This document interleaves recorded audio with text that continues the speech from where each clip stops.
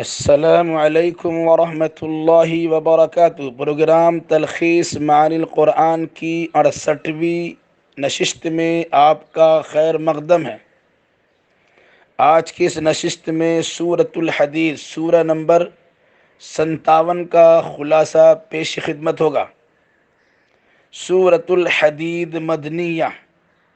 وجہ تسمیہ: اس سورہ میں عام منفعت کی چیز الحدید لوہا کی اہمیت کو اجاگر کیا گیا ہے، جسے جنگی مقاصد اور دیگر صنعت و حرفت میں استعمال کیا جاتا ہے۔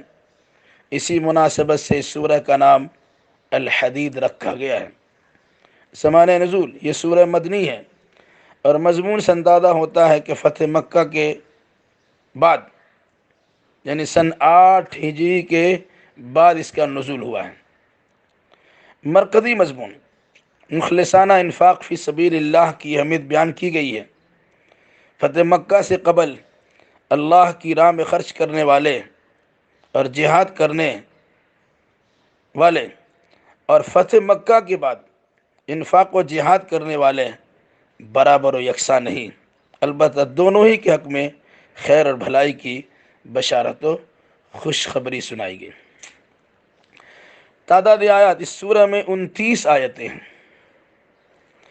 آیت نمبر 1 سے 6 میں آسمان و زمین کی ساری خلقت کی طرف سے اللہ رب العزت کی تسبیح سنجی کا تذکرہ ہے کہ سلطنت ارض و سما کا تنہا مالک و مختار وہی اللہ ہے، وہی حیات و موت دینے والا ہے، وہی ہے، وہی اول ہے، وہی آخر ہے، وہی باطن ہے، وہی ظاہر ہے، کائنات کی تمام اشیاء کو پوری تفصیل کے ساتھ جانتا ہے۔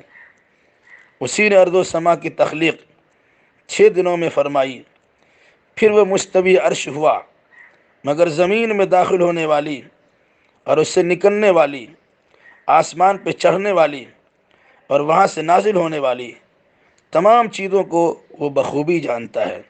تم جہاں کہیں بھی رہو، اللہ تمہارے ساتھ ہے، تمہاری حرکتوں کو دیکھ رہا ہے۔ اتنا یقین رکھو کہ ارض و سما پر اسی کی ملکیت ہے، سارے امور اسی کی جانب لوٹ کر جانے والے ہیں، تم بھی اسی کی طرف جاؤ گے اور عقید و عمل کے مطابق بھرپور بدلہ پاؤ گے۔ گردش لیل و نہار اسی کے اختیار میں ہے، وہ تو تمہارے دلوں کے مخفی رازوں کو بھی بخوبی جانتا ہے۔ آیت نمبر 7 سے 11 میں مخلصانہ ایمان باللہ مخلصانہ ایمان باللہ اور انفاق فی سبیل اللہ کا حکم دیتے ہوئے بڑا اجر و ثواب کا مژدہ سنایا گیا ہے۔ رسول اللہ صلی اللہ علیہ وسلم کی دعوت پر لبیک کہنے کا حکم دیا گیا ہے، اور نزول قرآن کا مقصد ہر قسم کی تاریکیوں سے نکالنا اور نور الہی کی طرف لے آنا قرار دیا گیا ہے۔ فی سبیل اللہ خرچ کرنے کی تاکید کے ساتھ اس حقیقت کا واشکاف اعلان کیا گیا ہے کہ فتح مکہ سے قبل انفاق، اللہ کی راہ میں خرچ کرنا، قتال، اللہ کی راہ میں جہاد کرنا، انفاق و قتال کرنے والے کا مقام زیادہ ہے، اس کے بعد والوں کا درجہ کچھ کم ہے، البتہ دونوں ہی قسم کے لوگوں کے لیے اچھا وعدہ کیا گیا ہے۔ انفاق فی سبیل اللہ کرنے والا اللہ کو قرض حسنہ دینے والا ہے، جس سے اللہ تبارک و تعالیٰ بڑھا چڑھا کر اجر و ثواب عطا فرمائے گا۔ آیت نمبر 12 سے 15 میں اہل ایمان کو ایمان و عمل صالح کے نتیجے میں ایک نور عطا کیے جانے کا ذکر ہے، جو مومنوں پر راہ جنت کو روشن و منور کرے گا۔ اس دن جب مومنوں کو نور میسر ہوگا تو منافقین مومنوں سے نور و روشنی کی بھیک مانگیں گے، مگر وہاں انہیں محرومی ہوگی۔ اہل ایمان اور اہل نفاق کے درمیان دیوار حائل ہو جائے گی، پھر منافقین کی کوئی سنوائی نہیں ہوگی، اور فتنہ پروروں اور منافقوں کی جھوٹی تمنائیں خاک میں مل جائیں گی۔ کفار و منافقین دونوں ہی کا ٹھکانہ جہنم ہوگا، اور ان سے کوئی فدیہ قبول بھی نہیں کیا جائے گا۔ آیت نمبر 16 سے 19 میں اہل ایمان کو اہل کتاب کی روش اختیار کرنے سے منع کیا گیا ہے، کیونکہ ان کے نزدیک ساری نصیحتیں ان کے قساوت قلبی کی نظر ہو گئی۔ دل ان کا سخت ہے، اس لیے اللہ کی نصیحتیں اثر انداز نہیں ہو پاتی۔ لہذا حالات و قوائف کا جائزہ لیتے ہوئے اللہ کے ذکر سے کلیجہ کانپ اٹھنا چاہیے، ورنہ موت سے دو چار تو ہونا ہی ہے اور بارگاہ الہی میں حاضر ہونا ہی ہے۔ صدقہ و خیرات کی تعلیم دی گئی ہے۔ اللہ اور رسول پر ایمان لانے کو شہید و صدیق کا لقب عطا کرتے ہوئے اجر و ثواب اور نور و روشنی کی نوازش کی بشارت دی گئی ہے، جبکہ اللہ کی آیات کی تکذیب و انکار کرنے والے کو جہنمی قرار دیا گیا۔ آیت نمبر 20 سے 24 میں دنیاوی زندگی کو محض کھیل تماشا کہا گیا ہے۔ یہ ٹھاٹ باٹ، فخر و امتیازات، ظاہری ٹیپ ٹاپ، شوکت و مباحات سب دھوکے کی ٹٹی ہے۔ لہذا ان میں دل لگانے کے بجائے آخرت کو مد نظر رکھنے کی تاکید کی گئی ہے، اور غلطیوں کوتاہیوں پر اشک ندامت بہاتے ہوئے اللہ سے معافی کے طلبگار ہونے کا حکم دیا گیا ہے، تاکہ آسمان و زمین جیسی وسیع و عریض جنت میسر ہو سکے۔ جنت تو فضل الہی پر موقوف ہے۔ انسان کی تقدیر اس کی تخلیق سے قبل لکھی جا چکی ہے۔ مصیبت پر رنجیدہ خاطر نہ ہونے بلکہ صبر کرنے کی تلقین ہے۔ نعمت کی نوازش پر فخر نہ کرنے بلکہ شکر ادا کرنے کی تاکید ہے، کیونکہ شکر گزاروں کو اللہ نوازتا رہتا ہے، اور ناقدروں اور ناشکروں، فخر و غرور کرنے والوں کو اللہ دوست نہیں رکھتا ہے۔ لہذا بخیلی و کنجوسی سے گریز کرو، ورنہ اس کا وبال تم کو ہی بھگتنا پڑے گا۔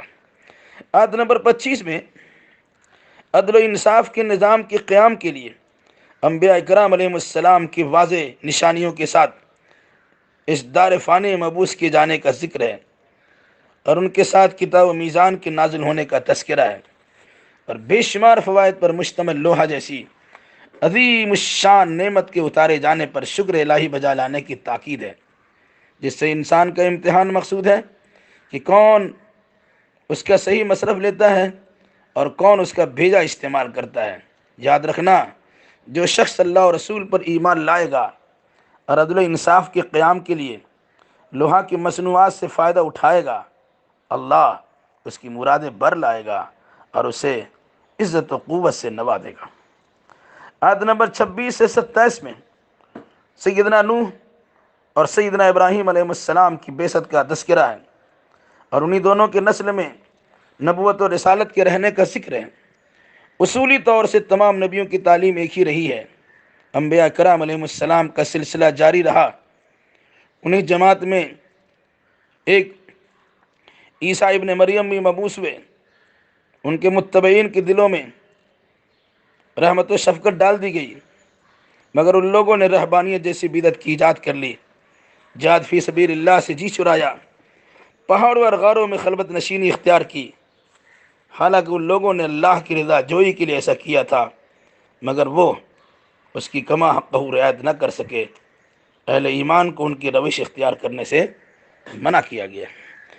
آیت نمبر 28 سے 29 میں عیسائیوں کو اللہ کا تقوی اختیار کرنے کا حکم کے ساتھ ایمان پر استقامت کی تاکید کی گئی ہے، جس پر دوہرے اجر و ثواب کا وعدہ کیا گیا ہے۔ بنی اسرائیل کے بجائے بنی اسماعیل میں رسول رحمت کی بعثت سے اہل کتاب کو یہ باور کرانا مقصود ہے کہ نبوت و رسالت اللہ کا خصوصی فضل و کرم ہے۔ وہ جسے چاہتا ہے نواز دیتا ہے، کوئی بھی اس کی نوازش پر بندش نہیں لگا سکتا۔ اس سورۃ الحدید میں طاقت و توانائی کا ایک تذکرہ ہے، ساتھ ساتھ انعامات ربانی کے دستیاب ہونے پر شکر گزاری کی تلقین ہے، پھر اس کا بہتر بدلہ ہے، اور اللہ کی نعمتوں کی ناقدری کرنے پر انسان کو ذلت و خواری، کم ہمتی اور اخیر میں جہنم کی پریشانی جھیلنا ان کا مقدر بنا دیا گیا ہے۔ اس مناسبت سے کچھ انبیاء کرام علیہ السلام کی تاریخ ہلکی پھلکی سنائی گئی، اور تمام نبیوں کو در حقیقت نوح ابراہیم کی نسل سے تعبیر کیا گیا۔ پھر دو شاخیں بنائی گئی، بنی اسرائیل اور بنی اسماعیل۔ بنی اسرائیل کو نبوت و رسالت سے نوازا جا رہا تھا، پھر اللہ تبارک و تعالیٰ نے یہ خصوصی فیضان اسے چھینا اور بنی اسماعیل کو عطا کر دیا گیا۔ مقصد یہ ہے کہ نبوت و رسالت اللہ کا خصوصی فیضان ہے، وہ جسے چاہتا ہے جب چاہتا ہے دے دیتا ہے، اس کی نوازش پر کوئی بندش نہیں لگا سکتا۔ اللہ تعالیٰ سے دعا الہی ایسے نوازش الہی کو سمجھنے اور آیات قرآنی کو باور کرنے اور اسی مناسبت سے ایمان و عقیدہ اور صحیح اعمال بجا لانے کی توفیق مرحمت فرما، آمین۔ السلام علیکم ورحمۃ اللہ وبرکاتہ۔